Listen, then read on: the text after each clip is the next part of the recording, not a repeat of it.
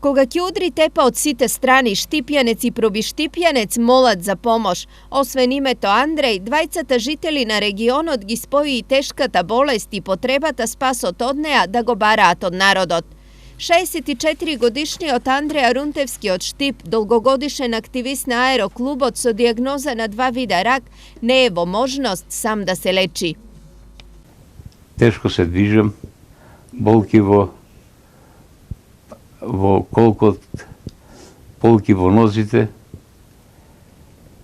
Дијагнозата е рак на простата и после изгледа рак на коски. Дополнителната терапија која Андреја треба да ја прими чини 300 евра, што е повеќе од неговата и пензијата на сопругата заедно.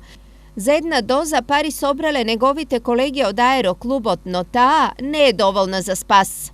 И пиејќи ги скоро месец дена, осеќам некои подобрување. Но совет на лекарите е да се продолжи со пиењето на тие лекарства, уште најмалку 2 до 3 дози. Отворено да кажем, една доза кошта некаде околу 300 евра, тоа се во наши пари 18 до 20.000 денари, што со мојата минимална пензија во моментот, верували или не може да ги набавам. Од хуманоста на народот му зависи и животот на 16-годишниот Андреј Насевски од Пробиштип.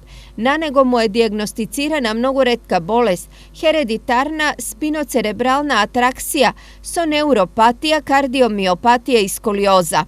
Единствен начин да се помогне е трансплантација на матични клетки во Кина, која чини 30.000 евра. Сумата за младиот Андреј и неговото семејство е недостижно, а мотоклубот од Пробиштип во изминативе 3 дена спроведе голема хуманитарна акција за собирање средства за негово лекување. Акцијата започна уште во понеделникот. Ние ги посетивме скоро сите фирми во општина Пробиштип. Акцијата протекува добро. Ние се надеваме и дека ќе успееме да ја продолжиме акцијата и да собереме повеќе парични средства да му помогнеме на нашиот другар и соgraѓанин Андреј. Очите на двајцата се свртени кон луѓето со молба за помош. Барам начин, спонзори, невладени, владени организации, Црвен крст, доколку се во можност, да ми помогнат да ги набавам овие лекарства и да продолжам со еден колку толку нормален живот. Андреј од Штип и Андреј од Пробиштип не се виделе никогаш, но стануваат и легнуваат со иста мисла – ке имали спас за нивниот живот.